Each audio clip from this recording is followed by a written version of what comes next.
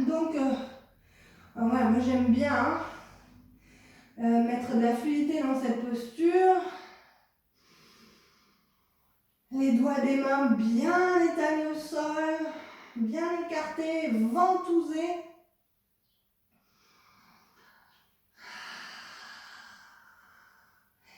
Et puis quand je me sens, je garde la posture, les deux talons en direction de la terre, les deux ischions qui basculent vers le ciel, la poitrine qui tombe vers la terre, la tête qui se laisse aller.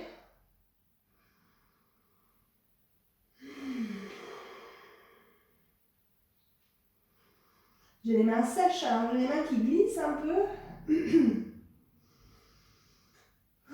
On reste dans la respire.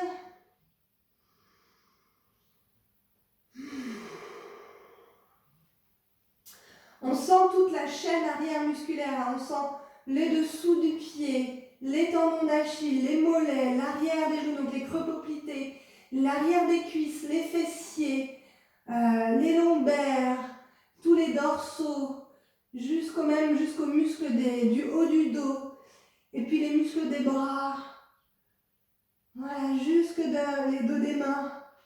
Tout ça, c'est un grand muscle, enfin c'est une chaîne, hein. On imagine une chaîne comme un collier, quoi. Tout est attaché.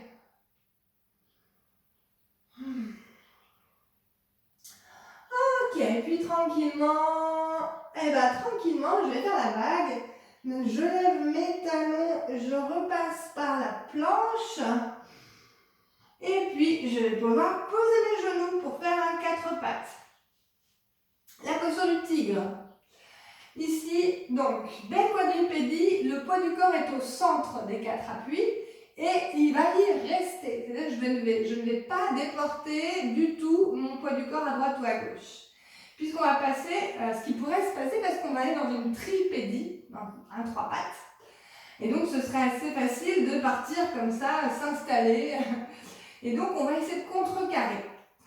Alors, le dos est long. Repousser du sol des 4 appuis. Mes poignets sont bien sous mes épaules, mes genoux sont bien sous mes hanches, c'est-à-dire donc écartés. Voilà, le dos bien plat, comme une table. Et donc, la structure ne va absolument pas bouger alors que je vais soulever une jambe. Les orteils vers le plafond. Puis, donc ça c'est déjà pas mal. Moi j'aime bien envoyer l'énergie par mes orteils. Donc j'ouvre un petit peu mes orteils, ça, je sais pas, moi ça m'aide. Donc j'imagine aussi le genou là qui monte, qui monte, qui monte. On fait attention bien sûr de ne pas lever la hanche, hein. Les hanches doivent bien rester parallèles à la même hauteur. Et puis ici, je vais ouvrir la poitrine vers l'avant et le visage un petit peu aussi.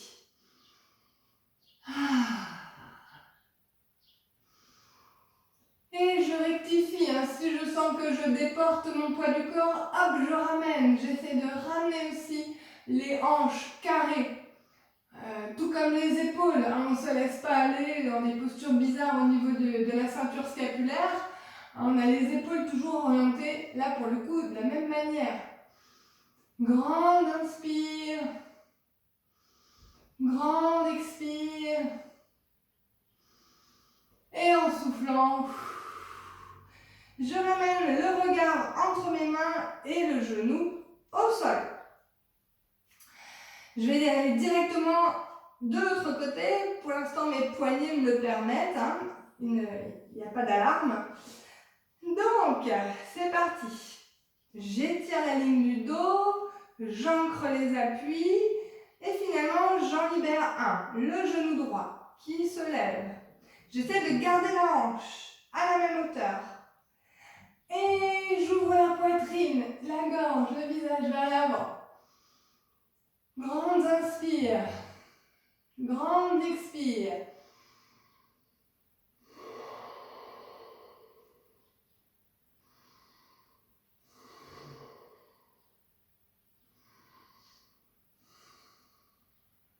Allez, encore. Dernière fois. Grande inspire. Et on expire. expire. Voilà. Je pose le genou, je relâche le regard entre les mains. Dernière posture, on arrive au bout. La posture de l'enfant, mais elle est en torsion, c'est une variante. Donc j'ai serré mes jambes ensemble, les genoux sont l'un contre l'autre et je viens poser les fesses sur les talons. Je relâche le corps. Coucou Kido. Aikido qui adore être filmé apparemment, c'est souvent que vous la voyez.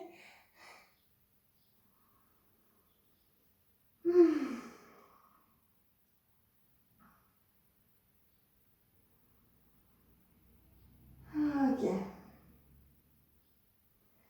Puis tranquillement, je vais rapprocher les mains pour dérouler mon corps, venir m'asseoir sur mes talons.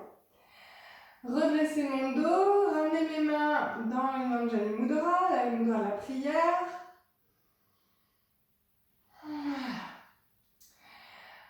Et puis, je vais, voilà, une torsion très simple, hein, il n'y a pas de secret. On vient poser le coude en contact avec le genou opposé. S'il touche au sol, ça marche aussi. Les deux mains l'une sur l'autre. On va utiliser cette pression des mains pour ouvrir encore plus donc l'épaule vers le ciel. On fait attention de ne pas tomber, de garder vraiment les deux fesses sur les deux talons. Voilà. Et puis on va rentrer dans la posture tranquillement. Le regard va s'orienter plutôt vers le ciel. Finalement, c'est une posture assez intense quand même, hein. Donc on peut y aller, voilà, tout petit à petit. Voilà, bébé chat.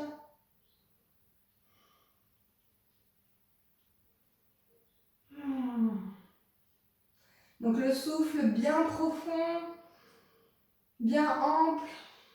Et j'observe aussi dans le ventre.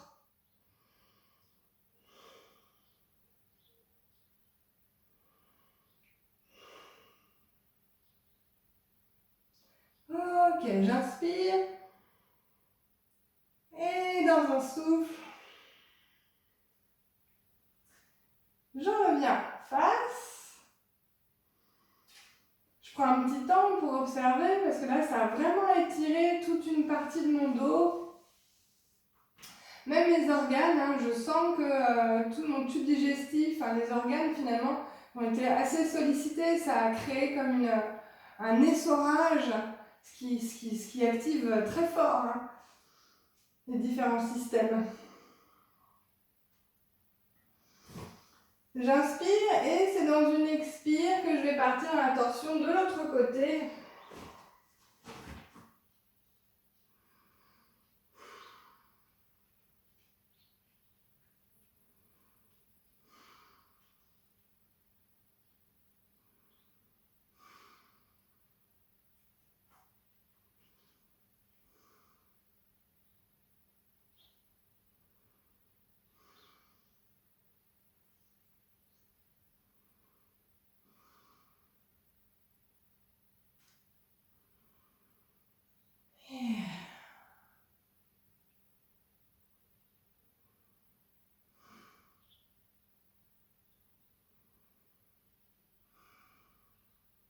Grand inspire. Et à l'expire, on ramène le poids dans le bassin. Voilà, on se recentre.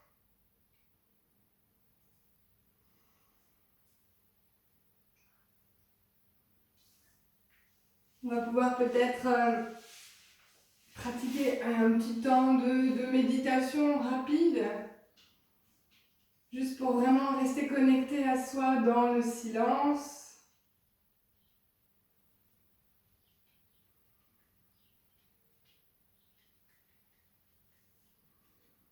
Observez donc l'état dans lequel on est maintenant. Donc l'état physique, bien sûr, avec un corps réveillé, réchauffer.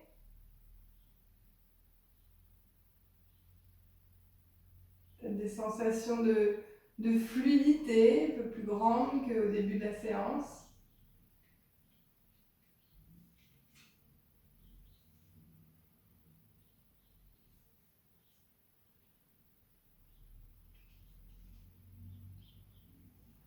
On sent peut-être aussi qu'il y a des espaces qui se sont ouverts dans certaines zones.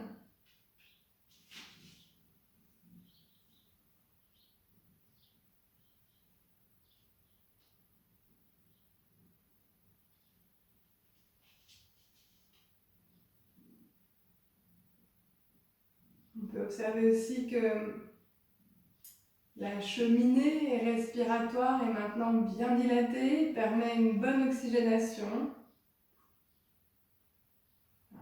Pour ma part, je sens que maintenant l'air passe facilement, ce qui n'est pas toujours le cas le matin au réveil.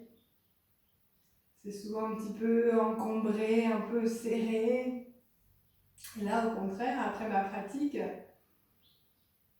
j'observe que l'air il passe très facilement. C'est du haut débit.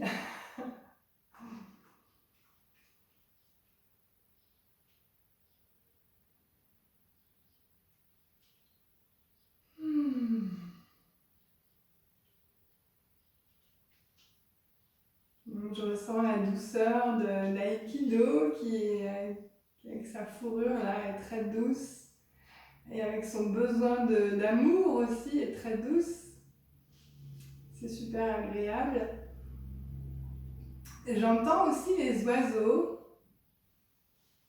J'ai devant chez moi une haie qui est un habitat idéal apparemment pour les oiseaux et j'ai une pléiade d'oiseaux qui chantent. Ça aussi c'est super sympa.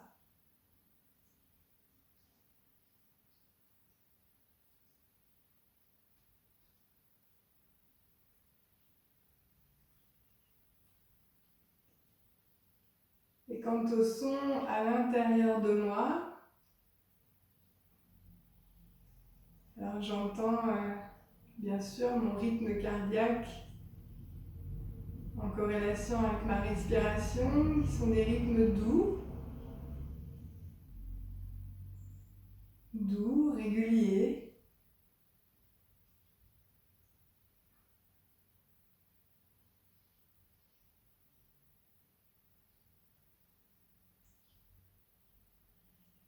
Voilà, je sens que mon usine d'alchimisation fonctionne tranquillement. Voilà, pépère. Et je laisse faire ça. Je l'observe simplement.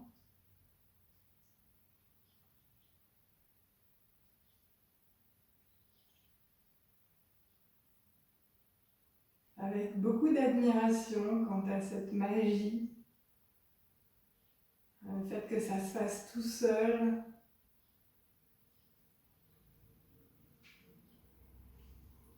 J'ai juste besoin d'être spectateur de la beauté en fait.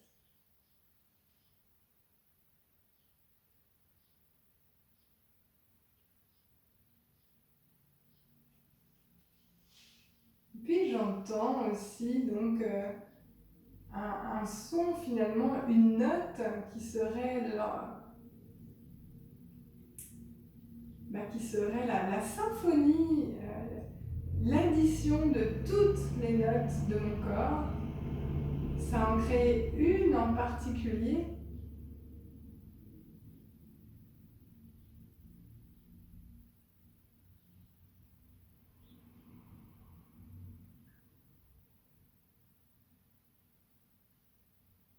Et c'est vraiment une grande joie que de se relier à ce son qui me traverse en fait.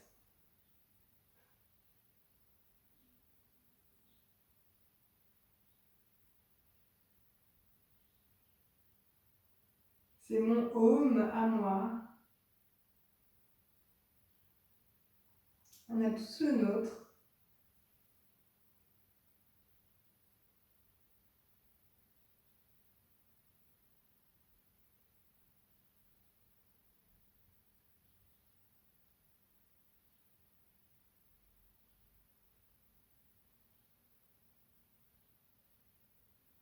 Ok, donc c'est quelque chose qui donne comme ça.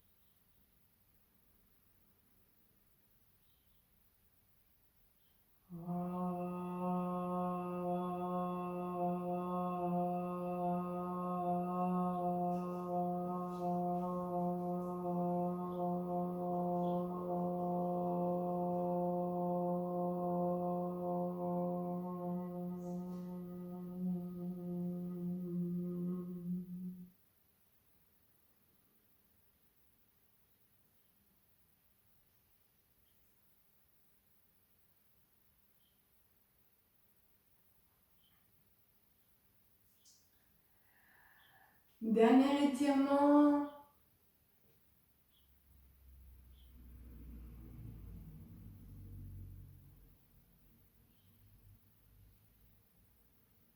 Donc symboliquement, lorsque j'ouvre les bras pour prendre l'espace, ça symbolise vraiment, hein, si je pourrais parler de symbole, voilà. Là je prends l'espace, donc je prends l'univers. Voilà. Mon petit ego, imaginez ça, que je prends l'univers dans les bras, j'embrasse l'univers, je le ramène jusque dans mon cœur, dans mon corps, même s'il y est tout le temps, mais voilà. Vraiment pour signifier cette reliance avec le tout. J'installe l'univers dans mon cœur, au cas où il n'y serait pas encore. Bon, c'est pas possible, mais voilà. Hein, on aime bien se rassurer, on aime bien se conforter dans des choses qu'on croit qu'on ne sait pas encore. En fait, on sait tout, c'est juste qu'on a oublié. Donc, je me rappelle tous les jours que l'univers, il est là, il est dans mon cœur, cet espace divin, il est toujours là. Et mon ego, il a cette envie, je ne sais pas pourquoi, de faire toujours un effort pour y aller dans cet espace. Et que ni, pas besoin d'effort. Le petit effort, si on peut appeler ça un effort à faire, c'est de se retourner pour voir qu'on est déjà dedans. Hein, c'est un retournement de conscience. C'est, voilà, c'est un petit peu difficile peut-être à trouver des mots pour dire comment faire quelque chose qu'il n'y a pas besoin de faire. Bon, mais bon. Donc voilà, je suis installée dans cet espace, hein, le vide qui n'est pas vide, et dans cet espace qui est l'espace du cœur. Et je remercie l'univers, donc je me remercie moi-même de m'offrir la possibilité d'observer ça, hein, de pouvoir le palper finalement, puisque je suis dans ce corps. Alors j'ai cette chance, comme je suis matière, de pouvoir toucher à ça, réellement, physiquement, avec des sensations, avec ma pratique quotidienne. Et ça, c'est un super cadeau. Le fait d'être incarné, c'est magique. Je pense que c'est ça que l'univers, il goûte en s'incarnant dans des matières, c'est pour pouvoir se goûter lui-même d'une manière un peu dense. Hein, la conscience divine est une conscience tellement fluide, c'est moi qui imagine ça comme ça, hein, que finalement elle se densifie pour pouvoir se goûter de manière charnelle. Vous voyez, c'est cool quoi. Allez, namasté. Restez joyeux, heureux et amoureux.